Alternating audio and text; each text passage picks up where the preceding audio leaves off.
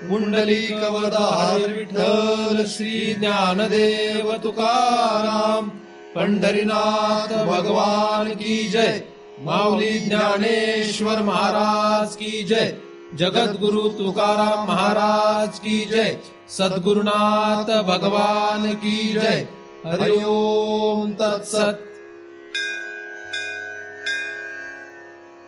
ध्यान मूलम गुरुमूर्ती, पूजा मूलम गुरुपदम, मंत्र मूलम गुरुवाक्यम, मुक्ती मूलम गुरु कृपा।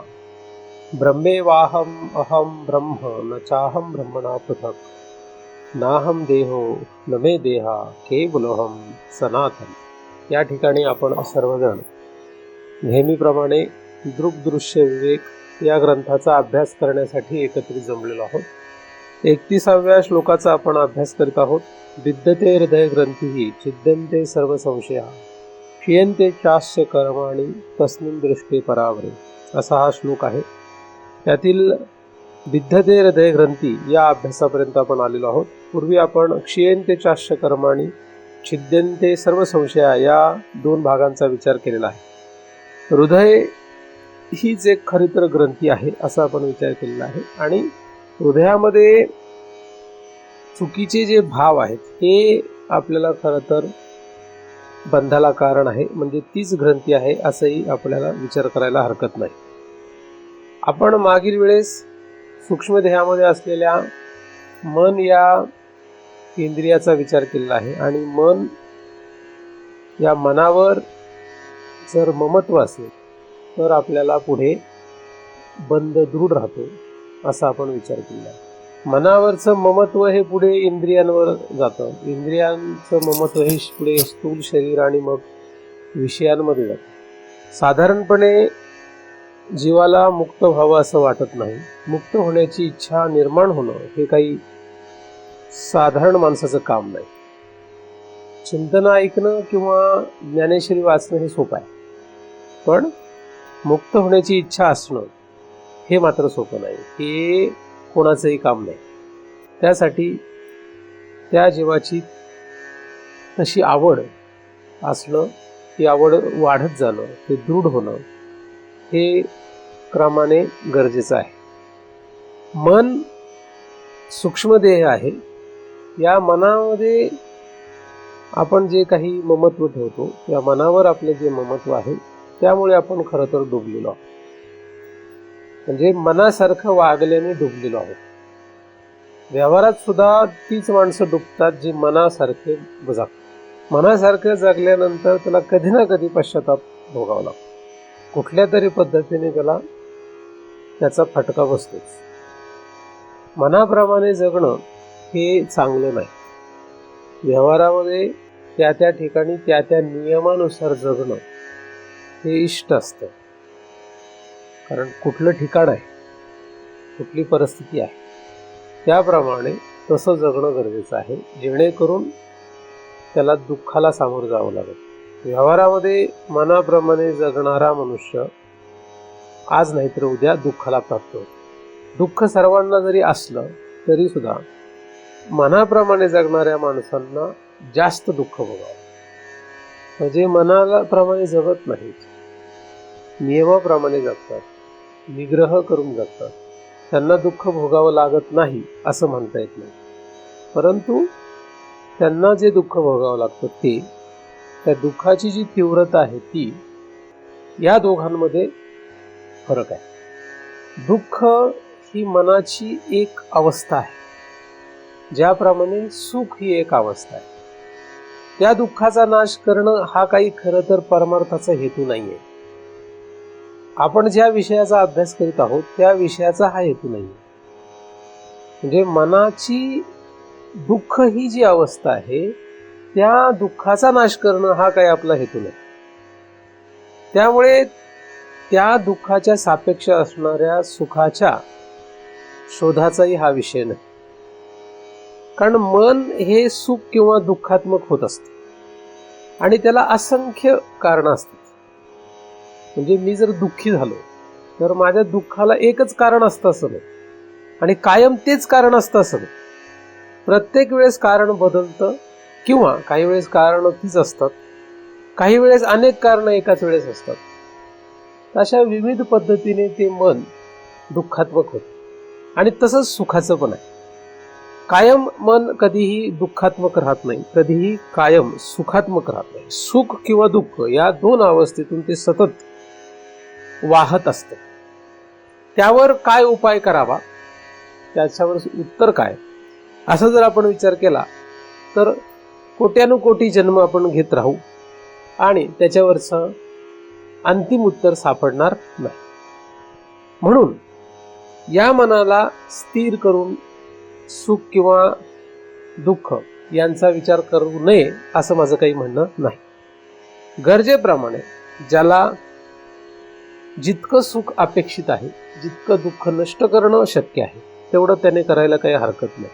परंतु ते पारमार्थिक उपायाने करायचा त्याने प्रयत्न केला तर त्याच्यातच तो धन्यता मानून हाच परमार्थ आहे असं त्याला वाटायला लागतं आणि मग तो तिथून पुढे जाऊ शकत नाही. असो, मन या मनावर ममत्व राहण्यास प्रमुख कारण त्या मनाची ही सुखात्मक आणि दुःखात्मक अवस्था आहे. त्या मनाने सततच सुख आणि दुःख यांचा भोग या जीवाला दिलेला असल्यामुळे या मनावर त्या जीवाचं सतत ममत्व राहतं. सतत ममत्व का राहतं? कारण हा जीव या मनाद्वारे सतत सुख दुःख असं भोगत राहतो. म्हणून त्या मनावरचं ममत्व तो जीव सहज काढू शकत नाही. कायमच जर मनाने दुःख दिलं असतं किंवा कायमच जर मनाने सुख दिलं असतं तर जीव त्याच्यामधलं ममत्व सहज काढू शकला असतं, पण तसं होत नाही. हे मन जे आहे, हे मन अतिशय लोभवी असल्यामुळे, लोभ निर्माण करणारा असल्यामुळे सहजच ते जीवाला गुरफटून ठेवते. त्यामुळे मन हा जो सूक्ष्म इंद्रियाचा भाग आहे किंवा हे जे सूक्ष्म इंद्रिय आहे यापासून बाहेर पडणे हे अतिशय अवघड आहे. प्रयत्न केल्यानंतर मात्र यातून बाहेर पडता येऊ शकतो. अशक्य नाही, अवघड आहे. जे संसारामध्ये रममाण आहेत त्यांचा हा विषय अजिबात नाही. ऐकणं हा विषय आहे, पण हा विषय पुढे त्यांचा नाही. जे संसारात रममाण आहे फक्त 1 तास चिंतन ऐकून किंवा 100 ओव्या 10 ओव्या ज्ञानेश्वरीच्या वाचून किंवा एखादा ग्रंथ कधीतरी चालून या विषयाकडे येता येणं अतिशय अवघड आहे. काही न करण्यापेक्षा ते करणं गरजेचंच आहे. त्यामुळे त्यावरही आपल्याला काही काट मारता येत नाही. पण तिथे शेवट होत नाही. जर तुम्हाला भगवंत प्राप्त करावा असं वाटत असेल, भगवंताची या कोणाला इच्छा असेल, त्याने त्याच्या पुढे प्रयत्न करावा लागतो, त्याने पुढे जायला हरकत नाही. संसारासाठी भगवंत अपेक्षित नाही, भगवंतासाठी भगवंत अपेक्षित आहे. हा विषय आपण बरेच वेळा पाहत असतो. म्हणून जेव्हा मनावर सुद्धा त्याला ममत्व राहत नाही तेव्हा खरं तर त्याची संसाराची इच्छा बऱ्यापैकी संपलेलीच असते. कारण संसार करण्यासाठी प्रामुख्याने मन लागतं. मनाच्या पुढे इंद्रिय आहेत आणि मग पुढे शरीराद्वारे विषय आहेत. त्यामुळे मनामधनंच जर ममत्व नष्ट करत गेलात तर आपोआपच संसाराची जी निष्ठा आहे ती कमी होत जाते. संसारामध्ये रममाण होण्याचा भाव जो आहे तो घसरत जातो, तो कमी होतो आणि मग तो जीव त्याच्या स्व महिमेकडे किंवा भगवंताकडे प्रवास सुरू करतो. तिथपर्यंतचा प्रवास सुरू होत नाही, तिथपर्यंत खरा परमार्थ नाही. तर हृदयाकडे जायचं असेल तर मनाचा विषय संपला पाहिजे. मनाप्रमाणे जगणं संपलं की हृदयाचा विषय सुरू होतो. मग मनाप्रमाणे जगायचं नाही तर मग कोणाप्रमाणे जगायचं असा प्रश्न येतो. पण याप्रमाणे जगायचं नाही असं म्हटल्यानंतर कशाप्रमाणे जगावं हा प्रश्न आहे ना. मनाप्रमाणे जगायचं नाही असं म्हटल्यानंतर मग तुमच्या पुढे प्रश्न जो निर्माण होणार, कोणाप्रमाणे जगायचं. तर जीवाने जीवाप्रमाणे जगावं, त्याचं सरळ उत्तर आहे. पण जीवाने जीवाप्रमाणे जगायचं असेल तर त्यापुढे अडथळे आहेत की नक्की कशाप्रमाणे जगणार. जीव जो आहे तो हृदयाच्या ठिकाणी राहतो. हृदय जे आहे हे हृदय आकाशवत आहे. हृदय जे आहे हे आकाशवत असल्यामुळे त्या ठिकाणी अंधार आणि उजेड आहे. अंधारामध्ये काहीही लक्षात येणार नाही, उजेडामध्ये मात्र सगळं लक्षात येणार. आकाशामध्ये काही भाग उजेड आहे आणि काही भाग अंधार आहे. आकाशामध्ये काय, काही भाग उजेड आहे आणि काही भाग अंधार आहे. म्हणजे ग्रहाच्या एका बाजूला उजेड आणि एका बाजूला अंधार आहे. तुम्ही कुठल्या बाजूला राहता, आकाशात जरी राहिले पण बाजू तुमची कुठली आहे ती महत्वाची. म्हणजे पृथ्वी सोडली ना आकाशात गेला, पण कुठे गेला, ग्रहाच्या कुठल्या बाजूला गेला त्यानुसार सूर्याची प्राप्ती होणार की नाही ठरतो. ग्रहाच्या अंधार असणाऱ्या भागाकडे गेला आणि तिथून त्याने कितीही प्रवास केला तरी त्याला सूर्य सापडणार नाही, कारण त्याच्या विरुद्ध दिशेला आहे. ज्या दिशेला पृथ्वीच्या ज्या दिशेला अंधार असतो त्या दिशेने प्रवास जर सुरू केला तर सूर्य भेटणार नाही, कारण सूर्य त्याच्या विरुद्ध बाजूला आहे. म्हणून आकाशात जरी गेला तरी ज्या बाजूला प्रकाश आहे त्या बाजूला जायला पाहिजे आणि तिथून प्रवास केला की सूर्याकडे जाईल. हे जसं आहे त्याप्रमाणे या हृदयामध्ये दोन भाग आहेत, एक आहे अंधार आणि एक आहे उजेड. जो अंधाराचा भाग हृदयामध्ये त्याला आपण अविद्या असं म्हणू आणि जो उजेडाचा भाग आहे त्याला विद्या असं म्हणू. विद्या आणि अविद्या ही हृदयामध्ये आहे. म्हणजे एकाला ज्ञान एकाला अज्ञान असं म्हणू. हृदयामध्ये दोन गोष्टी काय, एक ज्ञान एक अज्ञान किंवा विद्या अविद्या, म्हणजे अंधार आणि उजेड असे दोन भाग. साधारण जीव कधीही ज्ञान या भागाकडे जात नाही, म्हणजे विद्या ह्या भागाकडे जात नाही. साधारण जीव हा कायम अविद्या या भागाकडे असतो आणि तो सुद्धा फक्त सुषुप्ती काळामध्ये असतो. साधारण जीव जेव्हा झोपतो तेव्हा हृदयात जातो, पण कुठे जातो, अंधार असलेल्या भागाकडे, म्हणजे जिथे अविद्येचा भाग आहे त्या ठिकाणी तो जातो आणि तिथून परत मग स्वप्न आणि जागृतीमध्ये. त्यामुळे त्याला तिथलं काही कळत नाही. म्हणजे अंधार आणि उजेड ह्या दोनच गोष्टी तिथे आहेत असं नाही, तर त्याच्या पुढे अजून काहीतरी आहे. जसं अवकाशामध्ये फक्त अंधार आणि उजेड नाही तर सूर्य सुद्धा आहे. म्हणजे सूर्य हा जो आहे तो उजेडाच्या बाजूला आहे आणि उजेडाच्या विरुद्ध बाजूला सूर्य नाहीच आहे. पण जर तो खूप दूर गेला तर तिथे सुद्धा त्याला सूर्याचं अस्तित्व जाणवू शकतं, कारण उजेडाचा भाग आणि अंधाराचा भाग हे दोन्ही सूर्याच्याच अधिष्ठानावर आहे. हे जसं अवकाशामध्ये आहे तसंच हृदयामध्ये ज्ञान आणि अज्ञान किंवा विद्या आणि अविद्या ही एकाच अधिष्ठान वस्तूवर आहे. पण तिकडे जाण्यासाठी आपल्याला आधी पहिल्यांदा ह्या भागाचा विचार करावा लागेल. अविद्या जी आहे, अविद्या म्हणजे किंवा अज्ञान म्हणजे सूक्ष्म किंवा स्थूल पदार्थांचं अज्ञान किंवा अविद्या नाही. स्थूल सूक्ष्म पदार्थांचं अज्ञान अविद्या नाही, ही अविद्या निराळी आहे. जसं उदाहरणार्थ ही फुलं कुठली आहेत, हा फॅन कसा फिरतो इत्यादी 14 भुवनांमध्ये कुठलंही अज्ञान म्हणजे ही अविद्या नाहीये. 14 भुवनामध्ये कुठलंही अज्ञान असो ते अज्ञान म्हणजे हे अज्ञान नाही. आणि 14 भुवनातल्या कुठल्याही अज्ञान घालवण्यासाठी जे काही तुम्ही ज्ञान कमवाल ते ज्ञान म्हणजे हे ज्ञान नाही. पण माणसं 14 भुवनातल्या कुठल्या तरी अज्ञानाला नष्ट करण्यात धन्यता मानतात आणि कुठल्या तरी ज्ञानाच्या पाठीमागे त्यामुळे धावत राहतात आणि इतर लोक त्याला ज्ञानी समजतात. तर 14 भुवनामध्ये किती प्रकारचं अज्ञान आहे, असंख्य आहे. किती प्रकारचं ज्ञान आहे त्यामुळे असंख्य आहे. जसं पाकशास्त्राचं अज्ञान असेल तर पाकशास्त्राचं ज्ञान, ज्योतिषशास्त्राचं अज्ञान असेल तर ज्योतिषशास्त्राचं ज्ञान, संगीतशास्त्राचं अज्ञान असेल तर संगीतशास्त्राचं ज्ञान. असं किती अज्ञान आहेत, असंख्य. तुम्हाला किती अज्ञान असेल असं सांगता येत नाही, अगणित अज्ञान आहे.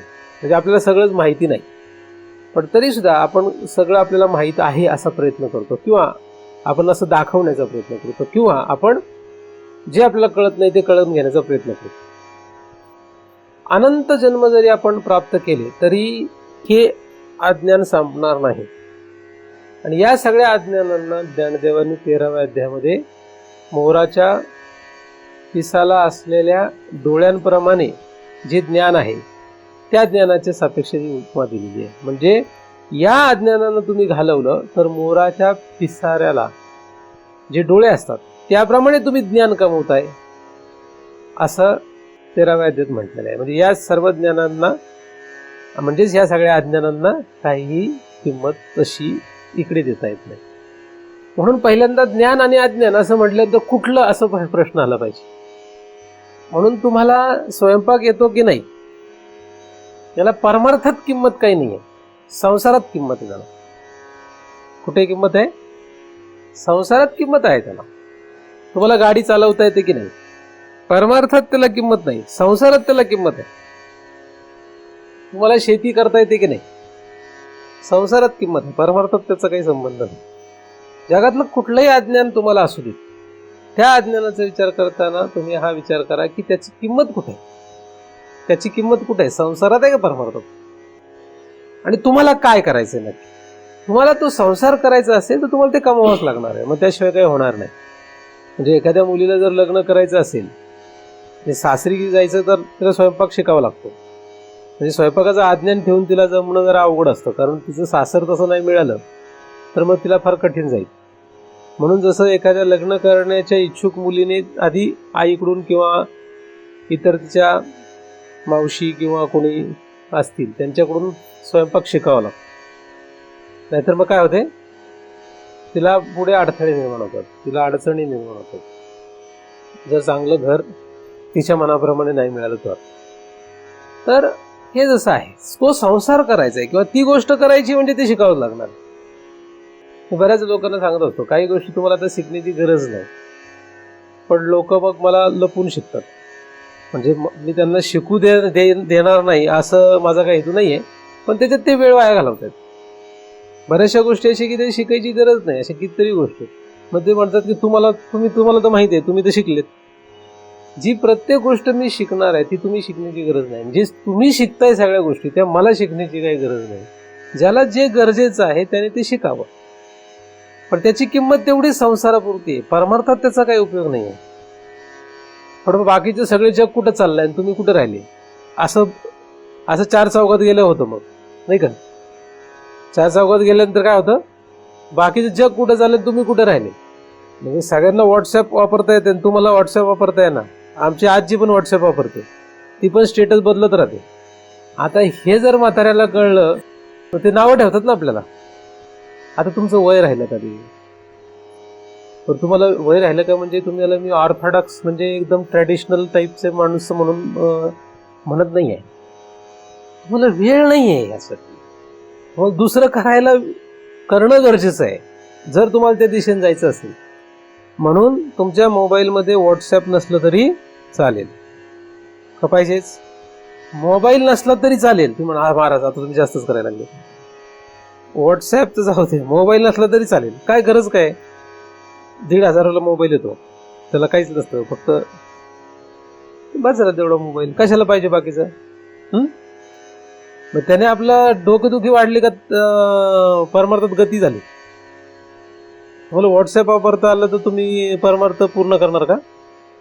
म्हणजे काय, मग काही लोक म्हणले ग्रुप तयार केला आम्ही आणि त्याच्यात बरोबर मग सगळं अभंग वगैरे सगळं येतं किंवा असं तिथं. अच्छा, मग हे बाकीचे ग्रंथ ठेवून द्यायचे का आता? मग ते व्हॉट्सअप वापरले आणि तुम्हाला मुक्त होणार का तुम्ही? तुम्ही शिका का नका शिका भाग नाही, मला अभ्यास सांगतोय. व्हॉट्सअप एक उदाहरण आहे. काही लोक म्हणतील बरोबर आमच्याच जखमीवर मीठ चोळायला बसते ते. तुम्ही शिकले तरी काही हरकत नाही, नाही शिकले तरी काही हरकत नाही, पण तुमची वेळ वाया चालली. तर पुढचा बराच मोठा अभ्यास राहिला ना, पुढचा अभ्यास झाला असेल तर मग काही हरकत नाही. असो, तर असे कितीतरी अज्ञान आहेत आणि इथून पुढेही असे कितीतरी अज्ञान माया उत्पन्न करणार आहे. तिचं काम आहे ते, अविद्या उत्पन्न करणं हे मायेचं काम आहे. नवनवीन गोष्टी तुम्हाला माहीत नाही हे दाखवणं तिचं काम आहे. तिचं काम काय आहे, आपल्याला हे माहीत नाही हे दाखवणं तिचं काम आहे. आणि मग ते जीवाला पचत नाही, जीव त्रस्त होऊन जातो. उदाहरणार्थ पूर्वी फार पूर्वी, म्हणजे मी लहान असेल तेव्हा, त्या काळामध्ये पास्ता वगैरे काही प्रकार नव्हता. पास्ता हा काही प्रकार नव्हता. अजून बरेच प्रकार आहे, मी नाव सगळ्यांची सांगत नाही, विनाकारण तोंडाला पाणी सुटू नये. तर पास्ता नावाचा काही प्रकार नव्हता. पास्ता जाऊ देत, पाणीपुरी हा प्रकार नव्हता. मी लहान असताना पाणीपुरी हा प्रकार नव्हता. कच्ची दाबेली हा प्रकार नव्हता. आता हे जे पदार्थ नव्हते त्यामुळे आमच्या आजीला करता येत होते का? म्हणजे दर शनिवारी आजी पाणीपुरी करणार होतं का? त्यामुळे पास्ताचा प्रश्न येत नाही. पिझ्झा, बर्गर काहीच नाही, है ना. इंग्रज जरी इथे राहून गेले तरी नाही, तरी माहित नव्हतं. बरोबर का नाही? मग आजीला जमत नव्हतं ते. मग आजी नंतरची पिढी किंवा आई नंतरची जे पिढी आहे, तर जे पदार्थ आजीला जमत नव्हते, जे पदार्थ आईला जमत नव्हते, ते पदार्थ त्यांच्या नंतरच्या पिढीला, मुलीला किंवा सुनेला, त्यांना जमणार का नाही? नवीन पदार्थ आले. मंचुरियन नवीन पदार्थ आला. मग तुम्ही कुठल्याही घराचं, तुमचं जर कौतुक होणार असेल, म्हणजे तुम्ही जरा चांगले असाल त्यांच्यासाठी, तर तुम्हाला पहिल्यांदा मंचुरियन खायला मिळणार. समजून घ्या. आता मला कळलेलं आहे की कुठल्या घरात गेल्यानंतर काय पदार्थ मिळाला की आपल्याविषयी त्यांची काय भावना असते हे लक्षात येतं मला पदार्थांमुळे. तुम्हाला फक्त पाणी मिळालं की समजून घ्यायची आपली काय अवस्था आहे. चहा मिळाला तर अजून काय, असं पुढे पुढे त्यांची आणि आपली दोघांची आपल्याला अवस्था बऱ्याच वेळा लक्षात येऊ शकते. असो, तर हे जे नवीन पदार्थ आले, आता ह्याचं जे आहे, ह्याचं काय आहे, त्या आईच्या वयाच्या किंवा तिच्यापेक्षा थोड्या कमी वयाच्या लोकांना, स्त्रियांना नवीन पदार्थ नाही शिकले तर काय होईल? म्हणजे मंचुरियन कसं करायचं किंवा पाणीपुरी कशी करायची नाही शिकले तर काय होईल? पण ते शिकण्याचा प्रयत्न करतील, है ना. शिकण्याचा प्रयत्न करतील की कसं बनवायला पाहिजे आपल्याला. आणि ती सून जी आहे ती शक्यतो त्या सासूला शिकवणार नाही, हे नक्की आहे तुम्हाला मी सांगतो. कारण तिचा मग सगळा घोळ होतो. हीच जर करायला शिकली तर मग हिची व्हॅल्यू कमी होते. म्हणून शक्यतो सुना कधी नवीन पदार्थ सासूला शिकवणार नाही करायला. आणि तुम्ही जरी त्या सासूने प्रयत्न करून बघावा, सगळे उत्कृष्ट नवीन तिला म्हणायचं की तू शिकव बरं मला, ती शिकवणारच नाही. ती खूप भाव खाणार किंवा खूप, आता तुम्हाला हे सगळ्या गोष्टी तुम्हाला कशा कळल्या? मी बसलो जरी कुठं असलो तरी त्याच्या ज्या लहरी आहेत त्या वातावरणात येतात ना. आणि माझा अँटीना जरा जास्तच पॉवरफुल आहे, कारण दुसरं काही उद्योग नाही मला, हेच काम आहे आपलं, है ना. तर नवीन जे गोष्टी आहेत, ह्या नवीन गोष्टी शिकाव्यात असं वाटत राहतं. जीव स्वस्त नाही बसत. जीव काय स्वस्त बसत नाही. म्हणजे म्हाताऱ्यांना कशाला स्मार्टफोन पाहिजे? मी म्हटलं एकाला, म्हणलं कशाला म्हाताऱ्यांना स्मार्टफोन? मला लोक म्हणतात कशाला विनाकारण वाद करताय, कशाला भांडणाचा कार. म्हाताऱ्यांना स्मार्टफोनची काय गरज आहे मला? हा, आता पोराला हाऊस आहे, म्हणजे पोराला हाऊस आहे, पोरीला हाऊस आहे. जन्माला आली पोरं 5-6 वर्षाची पोरं स्मार्टफोन वापरतात, म्हाताऱ्याला वापरता येणं असं चिडवतात, त्यांना नाव ठेवतात. मग म्हातारा पण पिसळतात. मला वाटतं की आपल्याला शिकायलाच पाहिजे. मग म्हातारा पण स्मार्टफोन घेऊन काही नाही कळलं तरी मग शोधत बसत, नाहीतरी 2-2 तास दिवसात घालवत होते म्हातारा. हो, म्हणजे विनाकारण कुठे चाललो आपण, काय करायचं कळत नाही. त्या जीवाला सहन नाही होत. जीव जो आहे तो ह्या अविद्येला सहन नाही करू शकत. जीवाला ती अविद्या सहन नाही होत. कुठलीही गोष्ट असू दे, नुसतं हे मोबाईल किंवा या वस्तूंचीच नाही, कपड्यांचं सुद्धा तसंच असतं. आता आपल्याकडे ठीक आहे, चिंतन आल्यावर म्हणून लोक नीट आलेत, नाहीतर तुम्ही बघा म्हातारे लोक सुद्धा नवीन फॅशनेबल कपडे घालतात. नाही, घालू नये असं मी म्हणत नाही, तुम्ही लगेच नाही तर म्हणत की घालून नका असं मी काय म्हणत, फक्त अभ्यास सांगतो. तर कितीतरी आता ज्यांना काही शोभणार नाही, म्हणजे ज्यांनी 9वारी साडी घातली असेल त्या स्त्रीला एकदमच फॅशनेबल कपडे घालणं म्हणजे थोडं अवघड येतच. नवीन मुलींनी घालणं थोडंसं निरळी गोष्ट आहे. पण तुम्ही बाहेर जगामध्ये सगळीकडे दिसेल, शहरामध्ये हा प्रॉब्लेमच येत नाही, कारण सर्वत्र शेजारच्याकडे लक्ष नसल्यामुळे एवढा काही लोक विचार नाही करत. आणि ती सुद्धा त्यासाठी शहरात आलेली असल्यामुळे ती म्हणतात जाऊ दे, आपल्याला काय करायचं, आपलं तसंच आहे. म्हणून म्हातारी लोक सुद्धा फॅशनेबल, आहे की नाही. त्याच्या बापजाद्यांनी कधी बरमुडा घातला नव्हता, धोतर घालायची लोक. हा बरमुडा घालून फिरतो सगळीकडे, फिरतो का नाही म्हातार? काय कोळ्याची लोक आहे का तुम्ही? कोळी लोक घालतात त्या हापचड्ड्या है ना, पण ते हाऊस आपली ठीक आहे, त्याचा एवढा विषय नाही. मी जीवाची परिस्थिती सांगू, त्याला काय होतं ते पचत नाही, त्याला ते शिकावं वाटतं, आपण करावं असं वाटतं. ते केलं म्हणजे तुम्ही डुबले असं नाही म्हणत, ते नाही केलं म्हणजे तुम्ही तरुण जाणार असं नाही. मी एक अभ्यास म्हणून सांगतो की त्या जीवाला काय असते, ती हाऊस असते. त्या जीवाला ते अज्ञान अविद्या जगामध्ये जे दिसेल ते सहन होत नाही, कोणालाच ते सहन होत नाही. प्रत्येकाला असं वाटतं आपल्याला कळतंय असं सगळ्यांना वाटलं पाहिजे. तुम्हाला जर आपल्याला जर असं समाजामध्ये जगताना कोणी जर म्हटलं तुला कळत नाहीये, तुला माहित नाहीये, तर आपल्याला एकदम त्रास होतो. म्हणजे आपण एकदम कुठंतरी दुखावलं जातो. तुम्हाला हे येत नाही असं म्हटलं की लगेच आपल्याला काय होतं, ते जीवाला त्रास होतो लगेच. एवढं माहित नाही तुम्हाला, असं म्हटलं की जीवाला त्रास होतो. मग त्या क्षेत्रामध्ये का होईना, म्हणजे स्त्रीला जर म्हटलं तुला एवढं माहित नाही चहा कसा करायचा, म्हटलं मग तिला त्रास होतो. तुम्हाला एवढं माहित नाही गाडी कशी चालवायची, असं म्हटलं की त्रास होतो. मग तो म्हणतो ना आता गाडी शिकायलाच लागते. तरुण माणसाचं तुम्ही बघा, आजकाल तर ते जास्तच प्रमाण आहे, त्याला शिकावीच लागतं, शिकावंच लागतं. आता म्हातारे लोक, त्यांनी काही गाडी चालवण्याचं काही वय नाही त्यांचं, गाडी नाही चालवत ते काही हरकत नसते, काही फरक पडत नाही एवढं, पण त्यांना वाटतं नाही चालवायलाच पाहिजे गाडी. तर काहीही असो, जर का अज्ञान अविद्या असा शब्द आला जीवापुढे की त्याला काय होतं, त्रास होतो, कस तरी व्हायला होतं त्या जीवाला. आणि तो ते काहीही करून ते अविद्या नष्ट करण्याच्या पाठीमागे लागतो. आणि ही सगळ्यात मोठी माया आहे. ठीक आहे, ठीक आहे, माया आहे. पण आपल्याला असं वाटतं आपण अपडेटेड राहायला पाहिजे. अपडेटेड म्हणजे तुम्हाला अपडेट म्हटलं, तुम्हाला काय अपडेटेड म्हणजे नवीन पिढीच्या सोबत जगण्याचा प्रयत्न करायला पाहिजे असं आपल्याला वाटतं. नाही तर आपण कुठच्या कुठं जाऊ, आपल्याला कोणी काही जगात किंमत नाही राहणार. तसंही तुम्ही अपडेटेड किती राहिले तरी एक दिवस तुमचं डेट येणार आहे, आउटडेटेड होणार आहे. आउटडेटेड होणारच आहेत काही केलं तरी, नाही का, जगातूनच आउटडेट होणार आहे, है ना. त्यामुळे खूप अपडेटेड राहू नका, नाही का. तर जीवाला काय होतं त्याचा त्रास होतो.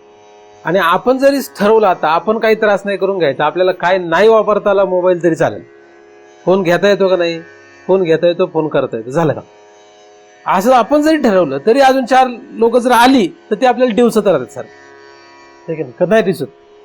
तुमची म्हातारी 4 जर गोळा झाले तर म्हणतात का नाही तुम्हाला ते व्हॉट्सअपचं स्टेटस ठेवता येतं का नाही, म्हणतात ना, काही बोलतो. कशाला म्हाताऱ्या कोत्र्यांना डेटा पॅक पाहिजे, डेटा पॅकची काय गरज आहे, म्हणजे म्हाताऱ्या कोत्र्या काय गरज आहे का डेटा पॅक, हा. पण ते हाऊस म्हणजे ते विनाकारणच त्याच्या नादी लागले. म्हणजे 200 रुपयात मिळते, 100 रुपयात मिळते, 300 रुपये मिळते म्हणून काही गरज सुटायचं काय.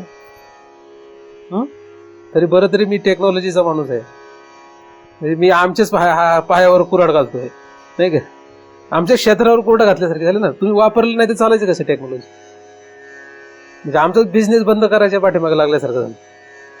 जीवाला अविद्येचा त्रास व्हावा ठीक आहे, पण कुठल्या या, पण होतोय कुठल्या, स्व अज्ञान स्वविषयीच भ्रम घालवावा हे वाटत नाही, याच्यावर लक्ष नाही. हे सोडून बाकी भलतच अविद्या घालवावी याच्या नादी लागलाय. म्हणजे तू कुठे हृदयात आहे का, हृदयात पोचायचं असेल तर हा भाव बदलावा लागेल, हे वागणं जगणं बदलावं लागेल. ज्याला हृदयात पोचावं वाटतं त्यांनी सगळ्यात पहिल्यांदा ह्या अविद्येच्या नादी लागणं बंद करा. काय करायला पाहिजे, या अविद्येच्या नादी लागणं बंद करा. म्हणजे ह्या तुमच्या समोर येणाऱ्या असंख्य अविद्येच्या ज्ञानाच्या पाठीमागे धावू नका. मला जर तुम्ही विचारलं तर अजूनही मला हा टीव्ही जर लावून दिला कोणी तर मी त्याचे चॅनल नीट बदलू नाही शकत.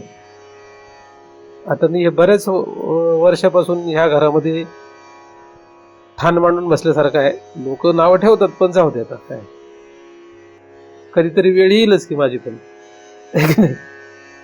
जायची. तर मला ते काही लक्षात येत नाही. मला मी शिकायचा विचार केला तर किती वेळ शिकेन ती, मला जास्त वेळ लागणार नाही, काही एवढाच मी आउटडेटेड नाहीये. अजूनही म्हणजे प्राध्यापक म्हणून काम करतो ना, तर फारच आमच्याकडे तर सगळे तरणी पोरं असतात, त्यामुळे वातावरण आमच्याकडे तसं एकदम यंग वातावरण आहे एकदम, त्यामुळे तसं अवघड नाही आपल्याला. तुम्ही कुठं काम करता त्याचाही मोठा प्रश्न असतो बरं, कुठल्या वातावरणात राहता. पण तरी मला काही माहित नाही एवढं. पण मला माहिती ते बसलेले सगळ्यांची ज्यांची झालर राहिली त्या लोकांना सुद्धा सगळे चॅनल कसे फिरवायचे हे सगळं माहित असणार आहे. बरोबर का नाही? आहे का नाही माहिती? खरं सांगा, खोटं सांगू नका. माहिती आहे का नाही? किती नंबरला कितवा चॅनल, एवढंच नाही त्याचं सर्फिंग कसं करायचं सगळं माहिती आहे. कुठून कसा चॅनल लागतो है ना. म्हणजे या अविद्याच घालवली का नाही? काय घालवलं? अविद्या घालवली ना. या अशा प्रकारच्या हाऊस ज्या आहेत ह्या त्या जीवाला सहज आहेत, आणि अशा किती आहेत, अगणित आहेत. हे मी उदाहरणं सांगतोय काही, जी तुम्हाला रोजच्या व्यवहारामध्ये जगण्यामध्ये येतात, ती काही उदाहरणं सांगतो. अशा अगणित आपल्या हाऊस आहेत या जीवाच्या अविद्या घालवण्याची. आणि ज्याच्यामध्ये धन्यता वाटते का, ज्यांना कळत नाही त्यांना हे ज्ञान आपण सांगण्यामध्ये एक फार मोठी गंमत असते. शिकायचं कायसाठी? दोन प्रकार असतात शिकण्याचे. एक स्वतःसाठी शिकायचं, गप बसायचं, स्वतःसाठी उपयोग करून घ्यायचा. दुसरं गोष्ट, स्वतःसाठी शिकण्यापेक्षा दुसऱ्यांना सांगण्यासाठी शिकायचं. आणि 90% महाराज असे असतात, ते ज्ञानेश्वरी गाथा यातलं सगळ्याचा अभ्यास करतात, पाठ करतात, हे दुसऱ्यांना सांगण्याच्या हौसेपोटी करतात. 90% महाराजांची परमार्थामध्ये अशी अवस्था आहे. आणि व्यवहारामध्ये जवळजवळ 99% लोक अशीच आहेत. कायसाठी करायचं? तर दुसऱ्याला सांगण्यासाठी करायचं, त्यासाठी ते प्रयत्न करतात. आणि त्याच्यामध्ये इतका रस असतो ते काय सांगतायत. आणि कमी अधिक आहे, सगळ्यांचं कमी अधिक आहे. म्हणजे सगळ्यांना 100% असतो असं नाही, काहींना 90%, काहींना 80%, असं कमी अधिक प्रमाणात, पण दुसऱ्यांना सांगण्यासाठी करायचं. म्हणून एखाद्याला एखादी गोष्ट माहीत झाली की तो फक्त प्लॅटफॉर्म बघत असतो की कुठं आपल्याला ती जादू करता येईल. जागा मिळाली की तो तिथे प्रयोग करतोच. उदाहरणार्थ पुन्हा एकदा मंचुरियन करायला एखादी स्त्री शिकली की मग ती बघतच नाही की हा पाहुणा किंवा ही व्यक्ती आपल्या किती जवळचे आहेत किंवा लांबचे आहेत, तर तिचे प्रयोग असतात सुरू. म्हणून सापडला पाहुणा की कर मंचुरियन, सापडला पाहुणा की कर मंचुरियन. असं करता करता मी एवढ्या घरात मंचुरियन खाल्लंय. उदाहरण म्हणून एक मंचुरियन सांगतो. तर तिला काय करायचं, प्रयोगच करायचे तिला. मग आपण म्हणतो काय सून मिळाली तुम्हाला, म्हणता का नाही तुम्ही? आमचे बघा ते तिला काहीच येत नाही. कसं काय येणार? त्यांच्या वेळेस वेगळं होतं. तुम्ही म्हणता का नाही सर? म्हणजे ज्ञान दाखवण्यासाठी अविद्या घालवणे हा एक भाग आहे, पण ज्ञान आपलं पाजळण्यासाठी हा एक दुसरा भाग आहे त्याचा.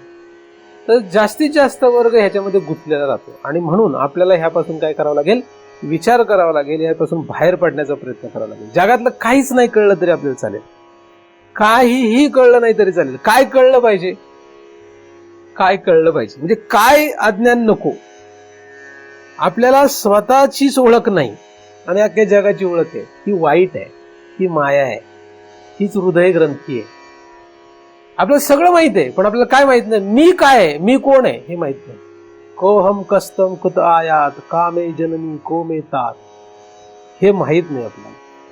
आणि सगळं माहित आहे, पैसे कसे कमवायचे, पैसे कसे लपवायचे, पैशाचा कसा माज करायचा वगैरे अगणित गोष्टी माहित आहेत. काय माहित नाही? काय माहित नाही? मी कोण आहे, आपण कोण आहोत हे माहित नाही. तुम्ही किती श्रीमंत, याला किंमत काय? किती श्रीमंत, याला किंमत काय? म्हणजे पैसे कमवायची अक्कल असणाऱ्या माणसाला तुम्ही शाणे समजू नका, ते मूर्ख आहे. काही काही लोक म्हणतात अहो बघा आपल्या याने किती प्रगती केली. म्हणलं कशी काय? मग बघा कोण आपल्या अख्ख्या खानदानात आहे का असा एवढा भारी, एवढं पैसे कमवलं, असं केलं तसं केलं. बघा ही पोरगी याच्या घराला किती नशिबान निघाली. पोरगी नशिबान कसली निघाली? वाटोळं झालं तिचं. देवाच्या मार्गाने निघाली नाही, त्या पोरीचं वाटोळं झालं, चांगलं नाही झालेलं. म्हणून पैसे कमवणाऱ्या जावई शोधला ह्याच्यात धन्यता मानू नका, तुम्ही मूर्ख ठरले. श्रीमंत का गरीब हा विषय नाही, देवाच्या दिशेने निघाला का. मुंजोबा मसोबाला भजत असला तर त्याला देवाच्या दिशेने चाललेला समजू नका, तो अति मूर्खपणा झाला तुमचा. कारण काय लोक आमचं ते जावई फार पारमार्थिक माणूस आहे. म्हटलं कसं काय? मग त्याच्या आठवड्याचे 4 उपास आहे. रोज सकाळी उदबत्ती ओवाळतो देवाला. कसं काय पारमार्थिक माणूस म्हणजे फार मोठा प्रश्न निर्माण झाला मला, नाही का? रोज देवाला उदबत्ती ओवाळतोय, 4 उपवास करतो, कुठलीच महाशिवरात्र सोडित नाही, एकादशीला पण वर्षातून 2 उपवास करतो. म्हणजे तो शंकरालाही सोडत नाही आणि इकडे विष्णूलाही सोडत नाही. त्यामुळे महाराज तुम्ही सांगा आमचा जावई कसा आहे, असं मला एक जण म्हटला. आता मग त्याला काय म्हणावं मी? नाही कसं म्हणता येईल मला? भक्त प्रल्हादानंतर तुझा जावई म्हणे. देवाच्या नादी लागलेला एक भक्त प्रल्हाद आणि डायरेक्ट तुझा जावई, मध्ये कोणच राहिलेलं नाही. कारण एवढा देवाचा भक्त म्हटलं, रोज सकाळी उदबत्ती काय साधी गोष्ट आहे? उदबत्तीला खर्च किती माहिती आहे का तुम्हाला? तेवढं कमवायला लागतं. कारण हार घालायचं देवाला म्हणजे सोपं काम नाही. दररोज हार आहे घरात देवाला. पारमार्थिक माणूस आहे आमचा जावई. कारण रोज घरात हार येतो देवाला, रोज उदबत्ती लावतो, रोज हार येतो, उपवास करतो. दिवसभर काय करतो ते सांगत नाही, संध्याकाळी काय करतो ते पण सांगत नाही, पण तो पारमार्थिक माणूस आहे. मग मी म्हटलं बरोबर आहे. कारण आता अशी जर माणसं मला भेटायला लागली आणि मला जर परमार्थ म्हणजे काय सांगायला लागली तर माझं डोकं पडून घ्यायची वेळ तिकडे नाही मला, नाही का? परमार्थ म्हणजे भगवंत म्हणजे स्व काय हे माहीत नाही, याचं सतत दुःख. म्हणजे मी कोण आहे याचं सतत दुःख पाहिजे. ती अविद्या आहे, तो अंधार आहे. तो जेव्हा तुम्हाला जाणवायला लागेल तेव्हा तुम्ही हृदयात पोचतो. हृदयापर्यंत प्रवास सांगतोय तुम्हाला कसं जायचं. ज्या क्षणाला, ज्या वेळेला, ज्या दिवशी तुम्हाला जाणवायला लागेल की मी काय हे मला माहित नाही, बाकी सगळं जगातलं ज्ञान असून उपयोग काय, असं जेव्हा तुम्हाला सलायला लागेल, सलत राहील, तेव्हा तुम्ही हृदयात आलेले आहात जागेपणेच. कारण तो अंधाराचा भाग आहे. हृदयात पोचले कसं ओळखावं, आहे की नाही? असं ओळखायला पाहिजे. हृदयात आपण पोचलो हे ओळखण्याचं हे चिन्ह आहे. कसं ओळखावं आपण हृदयात पोचलो? कसं ओळखणार? दिवसभरात जाऊ दे, आठवड्याभरात जाऊ दे, महिन्याभरात, ज्या क्षणाला तुम्हाला असं वाटेल. आता महिन्याभरात क्षणाला म्हटलं हे तुम्हाला, म्हणजे तुम्ही लक्षात घ्या की किती अवघड आहे. महिन्याभरात तुम्हाला ज्या क्षणाला असं वाटलं, क्षण म्हणजे त्याला म्हणतात क्षण. डोळ्याची पापणी त्याला म्हणतात क्षण. डोळ्याची पापणी लावणं त्याला म्हणतात क्षण. महिन्यातून एक क्षण तुम्हाला असं वाटलं की तुम्ही तेवढ्या वेळापुढे ते कुठे गेले? जागृतपणे हृदयात गेले. हृदयात 2 गोष्टी राहतात, एक अविद्या. हृदयामध्ये 2 गोष्टी राहतात, एक अविद्या, एक विद्या. आणि हृदयामध्ये जी अविद्या राहते ती मूळ अविद्या आहे, आणि हृदयाच्या बाहेर जी अविद्या राहते ती मूळ अविद्या आहे. सुषुप्तीत तर रोजच जातो आपण त्या अविद्येमध्ये. सुषुप्तीमध्ये काहीच कळत नाही आपल्याला आपण कोण आहे, काय, कुठून आलो. जेवढ्या वेळ गाढ झोपेत तेवढ्या वेळ सतत आपल्याला हे अनुभव आहे. का कळतं काय आपण कोण आहे, काय, काहीच नाही, कळतच नाही. मी गाढ झोपलो तर मला कळलंच नाही मी कुठे आहे, काय. बरोबर आहे, तो सांगता येतो त्याला नंतर. म्हणजे तो अनुभव घेऊन आला, पण उपयोग काही नाही ना त्याचा. म्हणजे रोज सुषुप्तीत जाऊन आपल्या अविद्या आपल्याला कळलेली नाही तशी, तसं रोज त्या अविद्येचा अनुभव घेतो सुषुप्तीमध्ये. कारण म्हणून तर गाढ झोपलो होतो काही कळलं नाही असं म्हणतो. जेव्हा केव्हा या स्व अज्ञाना व्यतिरिक्त कुठल्याही अज्ञानामध्ये तुम्ही रस ठेवणार नाही, तेव्हा तुम्हाला स्व अज्ञान लक्षात यायला लागेल. बाकी कशातच रस नाही. आणि हे किती वेगाने करायचं हे कोणाच्या हातात आहे? ते कोणाच्या हातात आहे? वेग किती असावा तुमच्या हातात आहे. या क्षणाला तुम्ही ठरवू शकता या जगातल्या 14 भुवनातल्या कुठल्याही गोष्टीची मला काही घेणं नाही, ते अज्ञान राहू का नको. अज्ञान राहू देत का न राहू देत, काही घेणं देत नाही आपल्याला. सगळ्यात मोठा माझ्या पुढे प्रश्न काय आता? मला माझी ओळख नाही, मला माझा विसर पडला, हेच माझ्यासाठी सगळ्यात मोठी गोष्ट आहे. हे जेव्हा तुम्हाला दृढ करता येईल तेव्हा तुम्ही हृदयात पोचले. सतत चिंता सलायला पाहिजे. सलणं म्हणजे जर बूट घातला आणि त्याच्यामध्ये जर खडा राहिला एखादा आणि तुम्हाला पळायला सांगितलं असेल, थांबायचं नाही एक क्षण सुद्धा, तर काय होईल? जसा त्रास होईल तसा सतत हा त्रास राहिला पाहिजे. सतत जेवणच गोड लागलं नाही, आपल्याला काहीच माहित नाही आपण कोण आहोत, कुठून आलो, कसला तपास नाही, मारणार कसं आहेत, पुढं काय होणार आहे, कुठं जाणार आहे, काही कल्पना नाही. आणि तरी जेवण गोड लागतंय, तरी आपल्याला सगळी मौज मजा करावी लागते, संसारामध्ये उपद्व्याप करावे वाटतात, नको नको ते उद्योग सुचतायत. ही दुर्दैवाची गोष्ट आहे. हे काय का चलत नाही. ही अविद्या म्हणजे हृदय जे आहे त्या इथपर्यंत आपण येत नाही आहे. हृदय ग्रंथीशी आपल्याला काहीही घेणं देणं नाही. एखादा सायंटिस्ट असतो, त्या सायंटिस्टला एखादी अविद्या त्रास देते. सायंटिस्ट लोकांना काय करते, सायंटिस्ट लोकांना एखादा अविद्या त्रास देते, माहिती आहे का? सायंटिस्ट लोकांना एखाद्या अविद्येने त्रास दिला की जिथपर्यंत त्या अविद्येला तो नाश करत नाही तिथपर्यंत त्याला काही जमतच नाही. तो जगामध्ये जगताना दिसतो, पण कसा असतो? जगतो का नाही तो जगामध्ये? जगतो का नाही? जगतो. कमरतो लगेच? नाही, जगतो. त्याला घर, बायको, मुलं, नातेवाईक, समाज इत्यादी सगळं काही असतं का नसतं? असतं. पण जो खरा सायंटिस्ट असतो त्याला ज्या प्रश्नाने, ज्या अविद्येने त्रास दिला तिथून पुढे त्याचं उत्तर शोधीपर्यंत, म्हणजे त्याचं ज्ञान कमीपर्यंत, त्या अविद्येचा नाश करेपर्यंत तो या सगळ्यांमध्ये राहतो. पण या सगळ्यांमध्ये तरी सुद्धा त्याला रस राहतो.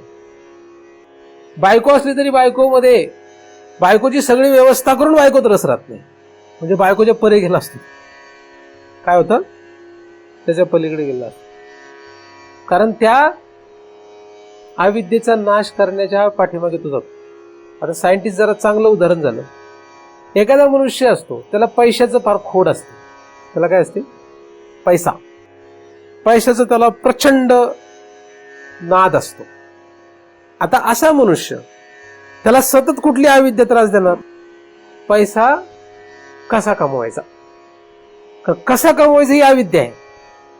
म्हणून त्याला त्याच्या पुढे जगातलं काहीच सुचत नाही. आई नाही, बाप नाही, बायको नाही, काहीच नाही. त्याच्या पुढे एकच प्रश्न असतो, पैसा कसा कमवायचा. आणि या पैसा कमवण्याच्या नादात आई बाप जरी समोर आले, भाऊ बहीण कोणी येऊ दे, हे जर समोर आले, ते सगळ्यांना तो संपू शकतो. काही महिन्यांपूर्वी पुण्यामध्ये एका मुलाने त्याच्या आईचा खून केला. कोणाचं सांगितलं तुम्हाला उदाहरण? मी पेपरला, सकाळ पेपरला आलो. मी पेपर वाचत नाही, पण कधी कधी चुकून वाचतो. तर मी ज्या दिवशी वाचलं त्या दिवशीच ती घटना होती त्याच्यामध्ये, म्हणून मला ती लक्षात आलेली म्हणून सांगतोय. पुण्यामध्ये कुठे नानापेठ का कुठं तरी त्याच्यामध्ये झालेलं. आईचा काय केला त्या मुलाने? खून करून टाकला. कायसाठी? पैसा कमवण्याचा मार्ग आईचा खून करणे, असं त्याचं उत्तर झालं. तर त्याला ते सुचलं. त्याला बधीर म्हणावं का काय म्हणायला, मला शहाणं म्हणावं का याला? हे एक उदाहरण आहे. अशी अनेक उदाहरणं असतात. म्हणजे तर ज्याला पैशाचा नाद लागला, पैशाची खोड आहे ज्याला, तो पैसा कमवण्यासाठी काहीही करतो. आता फक्त त्याचं उघड झालं म्हणून असे कितीतरी लोक पैसा कमवणार, त्यांचे कितीतरी उपद्व्याप आहेत, कोणाला माहित नाहीत. ते माहित नाही म्हणून आपण त्यांना पैशावाले श्रीमंत समजतो. तुम्हाला माहित नाही ते पैसा कुठून येतो त्यांचा, का माहित आहे? आपल्याला माहित थोडीच आहे काही कुठून पैसा आला एवढा. आता जगातली जास्तीत जास्त लोक त्याच नादाला लागलेले असल्यामुळे तुम्हाला त्यांच्याविषयी बोलणं म्हणजे थोडंसं अवघड पडून होईल, है ना? अवघड होऊन बसणार ना ते. पण ज्याला एकदमच त्याची खोड असते, तो जसं कशातलाच विचारत नाही, कशाचाच विचार करीत नाही, तसं झालं पाहिजे. तुम्हाला दोन उदाहरणं झाली, एक सायंटिस्ट आणि एक पैशाच्या नादाला लागले. तसं परमार्थात व्हायला पाहिजे. तसं परमार्थात होऊ शकतं. हे सुद्धा जसे जगामध्ये जगतात, पण त्यांचं लक्ष सतत कशावर असतं? त्या अविद्येचा नाश करणं. तसं मी कोण आहे, मी कुठून आलो वगैरे, स्वचं अज्ञान, स्वच्या विषयी असलेला विसर. स्वला विसरलो आपण, स्वबद्दल माहित नाही, आपल्याला सगळं माहित आहे. आणि आपण जगामध्ये कोणी विचारलं तू कोण आहेस तर काही सांगतोय, आणि आपण तसं समजतोय प्रत्यक्षात. म्हणजे वास्तविक मी राम देशपांडे असं म्हणताना काय वाटायला पाहिजे? आतमध्ये काय वाटायला पाहिजे? आतमध्ये असं म्हणताना काय वाटलं पाहिजे? आपल्याला असं म्हणताना आतमध्ये लाज वाटायला पाहिजे. म्हणजे मीला न जाणता मी स्वतःबद्दल काही खोटं बोलतोय. आपण जगाला खोटं सांगतोय कायम. तुम्ही म्हणाल सगळे जगात असेल, बरोबर आहे ना. म्हणून तर सगळं चालू राहणार आहे चक्र. आपण जगात सगळ्यात किती खोटं बोलतो. तुम्ही जर चौकशी केली स्वतःची तर सगळ्यात पहिल्यांदा खोटं बोलतो आपण. ह्या शरीराला काहीतरी नाव ठेवलं कोणीतरी, त्याला मी म्हणून आपण जगाला सांगत सुटलंय, मी राम देशपांडे, मी राम देशपांडे, माझ्या आय कार्ड आहे. कारण की जगाला पण तसंच वाटतंय, जग सुद्धा तसंच आहे. मग असे किती खोटं वागतोय आपण. आणि याच्यात तुम्ही आम्हाला सांगायला लागले की पाप करू नका, हे पाप आहे, हे पुण्य आहे. शिकवतो का लोक खोटारडेपणा करून. अरे यापेक्षा मोठं पाप काय करतोस तू. जगातला कितीही मोठा शहाणा मनुष्य असला, या देहाला मी समजून किती पुण्य केलं तरी ते पुण्य समजलं जातं का. शास्त्रात नाही समजलं जातं त्याला पुण्य. हे लोकांना माहित नाही. अगा मी देह म्हणता ब्रह्म हत्या कोटी येऊन या पाठी थापडती. मी देह म्हणता, देहाला मी म्हटल्याने कोटी ब्रह्म हत्येचं पाप लागतं. आता कोटी ब्रह्म हत्या म्हणजे ब्रह्मदेवाच्या ऐवजी ब्राह्मणांची हत्या असं जरी धरलं तर किती पाप झालंय मोठं. म्हणजे आपण एकदा स्वतःला राम देशपांडे समजण्याने कोटी जाऊ दे 100 ब्राह्मणांच्या हत्येचं पाप आपल्या डोक्यावरून बसले. असं किती वेळा पाप झाले आपले. म्हणजे आपण जन्माला आल्यापासून मरेपर्यंत हे करत बसलो आणि त्याच्यात सुधारणा नाही. आपण आपल्याला कोणी सांगत नाही. आपल्या आईबापाने हे आपल्याला शिकवलं नाही. उलट म्हणते पिंट्या, हा आमचा पिंट्या आहे, तुझं नाव काय पिंट्या. मग पिंट्याने म्हणला अख्खा आयुष्यभर तू स्वतःला पिंट्या समजतो. वाटोळ झालं का नाही. मग त्याला पिंट्या म्हणा, भावड्या म्हणा, काही म्हणा, दादा म्हणा, काही म्हणा, त्याचं वाटोळ झालं. आई बापाने वाटोळ कोण राहिलं, त्यालाच खोटं नाव शिकवलं, खोटं सांगितलं. तर त्यांनाच माहित नाही. त्यांनाच माहित नाही ना याचं काय आहे नक्की मूळ, याचं नाव काय नाही, हा कोण आहे, हा कोण आहे आई बापाला माहित नाही. म्हणून त्यांना जे कळतं ते त्यांनी शिकवलं त्याला. मग त्याच्यात त्यांचं काय चुकलं. मग नकळत पाप झाले असं एखादं म्हणेल. तू नकळतपणे कर का कळतपणे कर, अग्नीत हात घातला भाजणार असतो. तो नियम आहे सृष्टीचा. लोक मला म्हणतात महाराज हे तुम्ही चुकीचं करता. बरं, हे चुकीचं गोष्टी या चुकीच्या आहेत असं लोक मला म्हणत नाहीत. म्हणजे त्यांचं ते म्हणतात जेव्हा जेव्हा बघतात मला माझं वागणं पाहून, महाराजांचं हे योग्य नाही वाटतं तुम्हाला असं म्हणतात. म्हणजे हे अयोग्य वाटतं, महाराज हे करतात हे जरा अयोग्य आहे, हे करतात हे योग्य आहे. मी तुम्हाला एकच अयोग्य सांगितलंय. अशी किती अयोग्य आहे आपल्याकडे. मग आपण धन्यता कशात मानतोय. या सगळ्या गोष्टी जर लक्षात घेतल्या तर तुम्हाला मीच अज्ञान जे आहे ते लक्षात येईल. स्वअज्ञान, स्वअज्ञान ही सगळ्यात भयानक वाईट गोष्ट आहे, जिच्याकडे आपल्याला जायला पाहिजे. पहिल्यांदा ते लक्षात आलं पाहिजे. कारण जे दुःख लक्षात येतं, जो रोग लक्षात येतो, तो रोग नष्ट करण्याचा आपण प्रयत्न करू शकतो. सगळ्यात मोठा रोग आहे स्वअज्ञान. बाकी कुठलाच रोग मोठा नाहीये जगामधला, कुठलाही रोग मोठा नाही. कुठला रोग मोठा आहे. स्वअज्ञान नष्ट करण्यासाठी काय करताय तुम्ही, आणि स्वअज्ञान दुसऱ्याचं जावं म्हणून प्रयत्न काय करतो. म्हणजे समजा मला जर काही ताप भरला किंवा मला काहीतरी आजार झाला तर तुम्ही लगेच सगळे मदत करणार मला ताप घालवण्यासाठी. मला डॉक्टरकडे घेऊन जाणार, इंजेक्शन देणार, औषध देणार. म्हणजे माझा हा रोग बरा करण्यासाठी तुम्हाला एकदम असं कसं तरी होईल, केविलवाना होऊन जाईल तुमचं. मग स्वअज्ञान, हा रोग कुठे आहे, ह्या रोगावर लक्ष कुठे आहे. धन्यता कशात मानतो आपण. स्वअज्ञान म्हणजे भवरोग. स्वतःच्या या रोगावर लक्ष दिलं, जो माणूस स्वतः आजारी असतो तो दुसऱ्याच्या आजारपणात त्याला काही एवढं किंमत राहत नाही.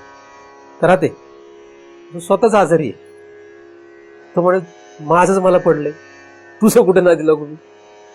जिथपर्यंत एकदमच फारच मोहात नाहीये, पण एकदमच मोहात असेल तर सांगता येत नाही. तो म्हणतो माझ्या आजाराचं जाऊ द्या, ह्यांच्या आजाराचं बघू पाहिजे. हा अतिमोह असतो. तसं स्वअज्ञान हा आपला मोह जाणार कधी. स्वअज्ञान हा आपला रोग नष्ट होणार कधी. त्याचं राहिलं बाजूला आणि कुठल्या नादाला लागला.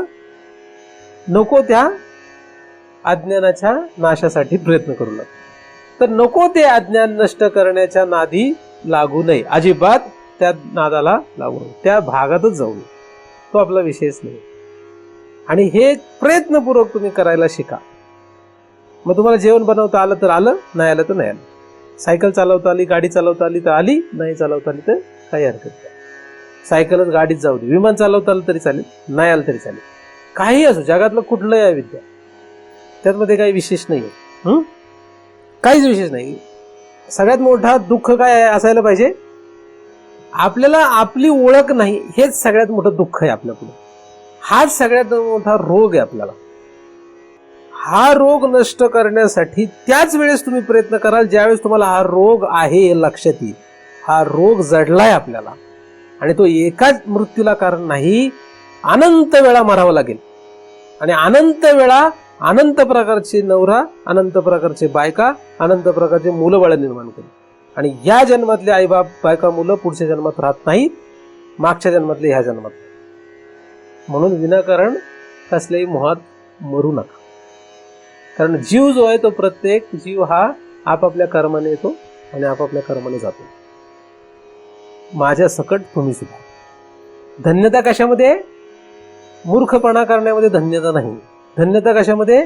स्व अज्ञान, स्वविषयी आपल्याला असलेला अबोध. हाच जगातला सगळ्यात मोठा रोग, हाच जगातला सगळ्यात मोठा आपला विषय आहे. तो आपल्याला हाताळणं गरजेचं आहे. त्यासाठी उपचार करणं गरजेचं आहे. त्या दिशेने आपल्याला जाणं, प्रयत्न करणं गरजेचं आहे. या व्यतिरिक्त ही माया तुमच्या पुढे असंख्य गोष्टी निर्माण करील. तुम्हाला गुरफटवून टाकण्यासाठी असंख्य गोष्टी तुमच्या पुढे निर्माण करणार तिचं काम येते. कारण ईश्वराचा संकल्प आहे, जीव कधी याच्यातून बाहेर पडायला नाही पाहिजे, असं बाबा अनेक वेळा सांगा. ईश्वराचा काय संकल्प आहे? कुठलाही जीव याच्यातून बाहेर नाही पडला पाहिजे. त्याचा संसार आहे तो मोठा. ज्याने संसार मांडला तो मोडायचा विचार करेल का? त्याला जर संसार करण्याची इच्छा असेल तर तो मोडायचा विचार करेल का? नाही. म्हणजे एखादा घरातला करता धरता मनुष्य असेल, त्याच्या घरामध्ये 10-15 लोक आहेत, त्यातल्या एखाद्या घरातल्या माणसाने जर असा प्रयत्न सुरू केला की ते घर फोडायचं किंवा सगळं उद्ध्वस्त करून टाकायचं, तर तो करता धरता मनुष्य त्याला ठेवेल का घरात? त्याला काढून टाकेल बाजूला. तो म्हणेल तू आमच्यात नको बाबा आता. मग त्याला असं वाटेल का नाही चांगलं आहे, चला हा चांगलं करतोय, असं म्हणेल का? तो नाही म्हणेल. तसं या संसारामधून एखादा जीव बाहेर जावा असं काही ईश्वराला वाटणार नाही. म्हणून त्याची ती जी माया आहे, ही माया सतत या सर्व जीवांपुढे असंख्य गोष्टी सतत निर्माण करत राहते. फक्त तुमच्या पुढे वेगळं, माझ्या पुढे वेगळं, प्रत्येकापुढे निरनिराळं आहे. कारण ती तिची किमया आहे. कोणापुढे काय निर्माण करावं हे काही आपल्या हातात नाही. तिची ती किमया आहे. अघटित अगणित करण्याची तिची किमया आहे. आपण विचारही नाही करू शकत असं ती करून टाक. विचारच करू शकत नाही. आणि तिथून पुढे किती काळ आपण स्वअज्ञानाचा विचार करू शकत नाही, स्वज्ञानाकडे जाण्याचा प्रयत्न करत नाही, ह्याचा काही आपल्याला पण थांगपत्ता लागत नाही. आपल्याला सुद्धा त्याचा थांगपत्ता लागत नाही. आपण त्यात गुरफटून जाणार. आणि या तिच्या कर्तृत्वाने, या तिच्या करण्याने आपण मारणार. आपला एक दिवस मृत्यू येईल, आपण मरून जाऊ. जी की काळ्या दगडावरची रेग आहे. मृत्यू म्हणजे न घडणारी, न येणारी गोष्ट नव्हे.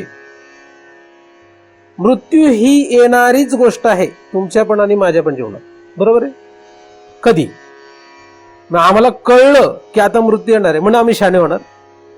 ज्याला कळेल माझा मृत्यू येणार आहे तो सुद्धा शहाणा होऊ शकत नाही. इथे शहाण्या माणसाचं काम नाही, असल्या व्यवहारातल्या शहाण्या माणसाचं काम नाही. यासाठी खूप सुकृत असावं लागतं पूर्वजन्मांचं. यासाठी साधू संतांची अनेक जन्म सेवा करावी लागते, तेव्हा ती अक्कल येते. तिथपर्यंत येत नाही. म्हणजे साधना लागते, तपश्चर्या लागते अनंत जन्मांची, तेव्हा ते लक्षात येतं. नाहीतर मरतात तर जगामध्ये असंख्य लोक रोज मरतायत. आपणही मरणार आहोत. त्यांना ती अक्कल येईल का? म्हणजे आपल्याला ती अक्कल येईल का? नाही येत. का नाही येत? काहीतरी कमी पडतं. हा मायेचा काय कारभार आहे. आणि जो सत्य आहे, तुम्ही म्हटलं म्हणून हा बदलणार नाही. मी म्हटलो म्हणून कोणीही इथे मृत्यूपासून थांबणार नाही. मृत्यू मी म्हटलं म्हणून थांबणार नाही, ना तुमचा ना माझा. वेळ आली की विषय संपलेला आहे. निमित्त काही असू देत. आणि तुमची आणि माझी वेळ प्रत्येकाची भिन्न आहे. कसारखीच आहे? भिन्न आहे. मग काय करायला पाहिजे? या भवपिढेचा, या भवरोगाचा विचार करायला लागेल. जेव्हा तुमच्या हृदयात हा विषय सुरू होईल तेव्हा तुम्ही हृदयापर्यंत पोहोचले. जेव्हा तुमचा हा विचार सुरू झाला तेव्हा तुम्ही हृदयात पोहोचलेले आहात. म्हणजे तुमच्या मनाने, तुमच्या बुद्धीने तुम्ही हा विचार सुरू केला की तुम्ही कुठे पोहोचलेले आहात? हृदयात पोहोचलेले आहात. आणि हा विचार कधी पाहिजे? सतत. जितका तुमचा वाढत जाईल. मी तुम्हाला आधी सांगितलं महिन्यातून एकदा, एक क्षण म्हटलं, तेवढा येणं फार अवघड आहे. पण हा सतत वाढत, क्षणाक्षणा करा हाच विचार तरावया पार भवसिंधू. क्षणाक्षणा करा हाच विचार तरावया पार भवसिंधू. बाकी कशाचाही विचार करू नका, कशाचाच नाही. माया तुमच्या पुढे बरंच काही निर्माण करेल. ह्या कशाचाही विचार करू नका. माझ्या पुढे असंख्य प्रश्न आहेत. मी जर माझे सगळे प्रश्न मांडले तर तुम्हाला वाटणार नाही माझे प्रश्न मोठे आहेत. प्रत्येकाला आपले प्रश्न मोठे वाटतात, प्रत्येकाला आपले दुःख मोठी वाटतात का नाही? पण मला असं वाटतं की माझे प्रश्न किती मोठे प्रश्न आहे, मला किती मोठी दुःख आहेत मला असं वाटतं. तसं तुम्हालाही वाटणार. प्रत्येकाला आपलं दुःख मोठं वाटतं. आणि प्रत्येक जण, दुसरी व्यक्ती तुम्हाला जर येऊन तुमच्याशी बोलली तर ती तुम्हाला म्हणणार किती दुःख आहे तुला. पण ते नुसतं बोलण्याच्या गप्पा असतात, नसतं ते काही खरं नसतं. कोणी कोणाचं दुःख घेऊ शकत नाही. म्हणून या फंदात पडू नका. विषय लक्षात घ्या. आपला विषय काय आहे? हृदयामध्ये असलेला अंधार, म्हणजे हृदयामध्ये असलेली अविद्या, म्हणजे मलाच माझी ओळख नाही हे दुःख, ही अविद्या. या अविद्येच्या नाशासाठी जर आपल्याला प्रवास करायचा असेल, प्रयत्न करायचा असेल, तर पहिल्यांदा इतर सर्व अविद्यांशी आम्हाला काही घेणं देणं आणि सर्व अविद्येच्या संबंध नसलेल्या कुठल्याही विद्येशी आम्हाला काहीही घेणं देणं नाही. हा विरक्तीचा भाव, ही विरक्ती अंगामध्ये जर आली तर आपला प्रवास पुढे वेगाने होऊ शकतो. हा वेग तुम्ही ठरवायचा आहे. तुम्हाला किती वेगाने जायचं हे तुम्ही ठरवायचं. तर आता 1-2 वर्षांनी जर ही अडचण संपली करतोच, 6 महिन्यांनी ही अडचण संपली करतो. माया तुम्हाला अडचणी संपू देणार नाही. एक लक्षात घ्या. तुम्ही आतापर्यंत बरेचसे लोक बऱ्यापैकी जगलेले दिसत आहेत. म्हणजे 40 वर्षे, कोणी 50, 60, 70 वाली पण असली पाहिजे. असं कधी झालंय का अडचणी संपल्यात? वेगवेगळ्या अडचणी येतात. आणि ज्यावेळेस जी अडचण येते ती त्यावेळेस फारच मोठी वाटते. त्यामध्ये काही नवल नाही, ते काही विशेष नाही, ते येतच राहतात. नियती आणि काळ हे 2 गोष्टी आहेत. संसार चालवणारे हे 2 जण भयानक आहेत. नियती आणि काळ. तुमच्या पदरात काय टाकील, कधी टाकील, तुमच्या म्हणजे माझ्या पण. नाही तुम्ही म्हणाल महाराज स्वतःला बाजूला ठेवताय तुम्ही. तसं धरलं तर माझ्याही पदरात बरंच काय काय नाही का? बरोबर का नाही? तसं विचार केला तर नियती आणि काळ आपल्या आयुष्यात कुठे काय आणेल हे सांगता येत नाही. त्याला किंमत किती आहे? त्याला किंमत किती आहे? किती किंमत आहे? 0 किंमत देता आली पाहिजे. किंमतच नाही त्याला काही. आपण एवढं मोठं का एवढं छोटा हा प्रश्न तुला वाटतोय. तू तुझ्या अनंत जन्मांच्या मरणाकडे आणि जन्माकडे, म्हणजे पुनरावृत्ती जर पाहशील तर तुला कितीही जगातलं मोठं दुःख आलं तुला ते क्षुल्लक आणि क्षुद्र वाटेल. येईल ते, वाटेल ते, वाटणार नाही असं नाही, येणार ते. पण अग्नीजवळ उभं राहिले की भाजणारच आहे आणि पाण्याजवळ उभं राहिले की गारवा लागणारच आहे. त्याच्यामुळे त्यात काही नवल काही नाहीये. पण आपली समज काय, जीवाची समज काय, ही फार महत्वाची. परमार्थ म्हणजे समज काढणे आहे. परमार्थ म्हणजे करणं काही नाहीये, समजूत बदलणे आहे. समजूत काढावी लागते. परमार्थ म्हणजे समज बदलणे, समज काढणे. तर मी स्वतःला जाणत नाही, मला माझंच ज्ञान नाही, ही भावना, हा विचार, हा विषय जितका दृढ होत जाईल तितकं तुम्ही परमार्थामध्ये प्रवेश करीत आहात. तुमचं स्थूल शरीर, सूक्ष्म शरीर आणि त्यांच्या संबंधित असलेले सगळे विषय असले तरी सुद्धा ते असून नसल्यासारखे होते. आणि ही अत्यंत उत्कृष्ट अवस्था आहे. हा मोठा विराग आहे. काय विराग आहे? हा विराग जर प्राप्त झाला तर तो जगासारखा जगताना दिसेल, पण तो त्याच्या परीचा. इथे जरी पोचला एखादा तरी तो फार उत्कृष्ट अधिकारी, कारण तिथून पुढचा प्रवास त्याला मग सहज सोपा होईल. तुम्ही या ठिकाणी जरी पोचले, कुठल्या ठिकाणी, तुमचा विषय काय पाहिजे? सायंटिस्टचा जसा विषय काय असतो, एक अविद्येला पकडून घेतो, तसा आपला विषय काय पाहिजे? आपण जर सायंटिस्ट असलो, आपण सायंटिस्ट म्हणजे आता परमार्थातले सायंटिस्ट म्हणजे ऋषी मुनीच्या दिशेने जायचं आहे आपल्याला. तर आपला विषय काय पाहिजे? स्व अज्ञान, स्व अज्ञान जनिते असं ज्ञानदेव शब्द बोलले. परमार्थाचा शेवट कशामध्ये मांडलेला आहे?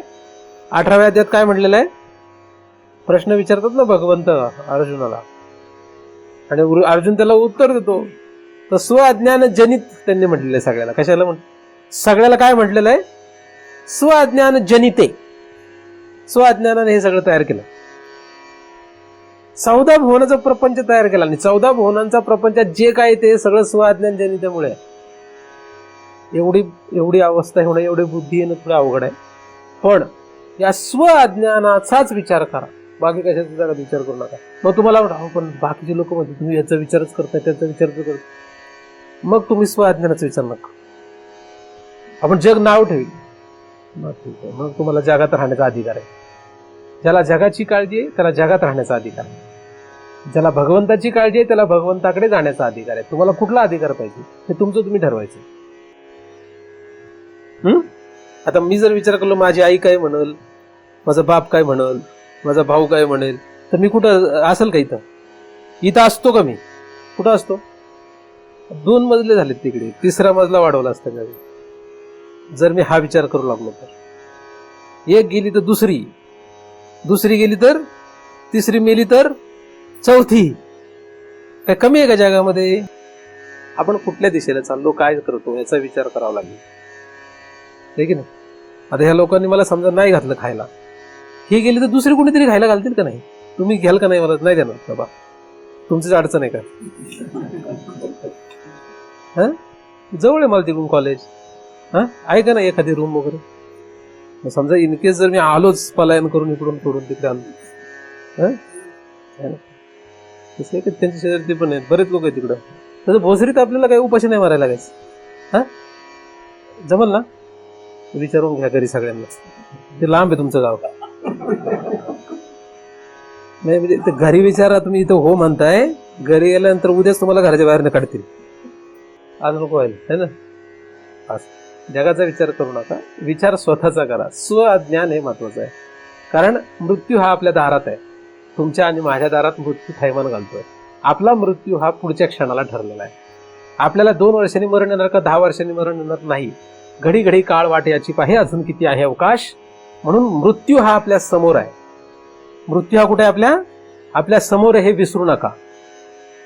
तुमच्या आणि माझ्या समोर काय? मृत्यू आहे. म्हणजे या वेळेस आपण आहोत, पुढच्या वेळेस असू का नाही हे सांगता येत नाही. मी असं बऱ्याच वेळा लोकांना सांगत असतो. मी बऱ्याच वेळा सांगतो की अरे या वर्षी तुम्ही आहात का नाही, पुढच्या वर्षी माहित नाही. आणि किती लोक गेली का नाही? त्यामुळे तुमची पण काही गॅरंटी आहे का? तुम्ही जर घरी जाऊन सांगितलं महाराज म्हटले तुमची काही गॅरंटी नाही पुढच्या वेळेस, तुमचा महाराज आहे का काय? पण हे त्यांना हे पण सांगा, महाराजने हे पण सांगितलं की माझी पण गॅरंटी नाही. म्हणजे मी ह्या वेळेस आहे पण पुढच्या शुक्रवारी असेल का नाही सांगता येतं का? सांगता येत नाही. तुम्हाला मायाळू लोक आहेत, आम्हाला मायाळू कुणी नाही, है ना? तर आपला मृत्यू जो आहे हा आपल्या समोर उभा आहे असं साधू संतांनी सतत सांगितलेलं आहे. हाच अनुताप घेऊन सावध काहीतरी बोध करी म्हणा. काहीतरी स्वतःला शिकवा, हा अनुताप घ्या. नुसतं वेळ्यासारखं करू नका, दर शुक्रवारी विनाकारण ऐकून परत जाऊ नका. हा अनुताप घेऊन जा. हा अनुताप पाहिजे. हा अनुताप नसेल तर आपल्याला काही हाताला लागणार नाही. नाहीतर फक्त तुमचं येणं आणि माझं सांगणं हा गमतीचा व्यवहार आहे. हा गमतीचा व्यवहार करण्यासाठी काही तुम्ही विनाकारण गर्दी करू नका. गमतीचा व्यवहार करण्यासाठी गर्दी करू नका.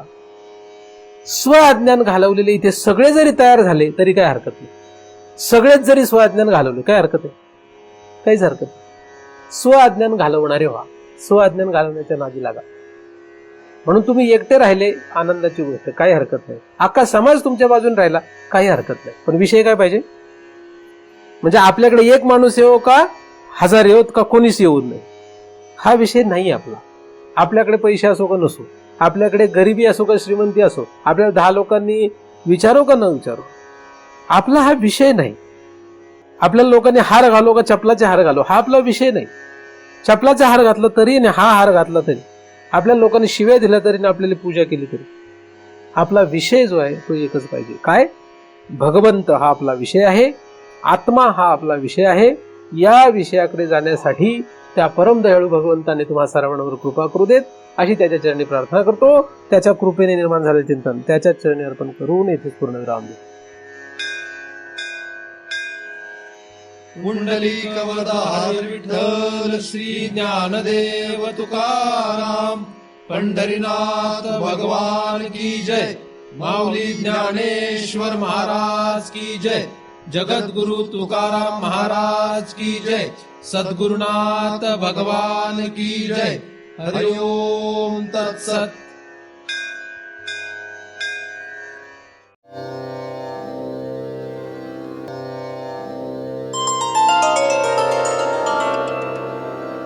आता विश्वात्मके देवे येणे वाक्यज्ञे तोषावे तोषोनी मज द्यावे फसाय दान हे जे खळांची व्यंकटी सांडो तया सत्कर्मी रते वाढो भूता परस्परे पडो मैत्र जीवांचे दुरितांचे तिमिर जावो विश्व स्वधर्म सूर्ये पाहो जो जे वांछिल तो ते लाहो प्राणी जात वर्षत सकळ मंगळी ईश्वर निष्ठांची मांदियाळी अनवरत भूमंडळी भेटतो भूता चला कल्पतरूंचे आरव चेतना चिंतामणीचे गाव बोलते जे अर्णव पियुषाची चंद्रविजे अलांछन मार्तंड जे तापहीन ते सर्वाही सदा सज्जन सूयरे होतु किंबहुना सर्वसुखी पूर्ण होनी तिहि लोकी भजी जो आदि पुरुखी अखंडित आणि ग्रंथोपजीवी विशेषी लोकी दृष्टा दृष्ट विजये हुआ विजी येथ मणी श्री विश्वेश्वरावो हा होईल दान पसावो येणे वरे ज्ञान देवो सुखिया झाला सुखिया झाला सुखिया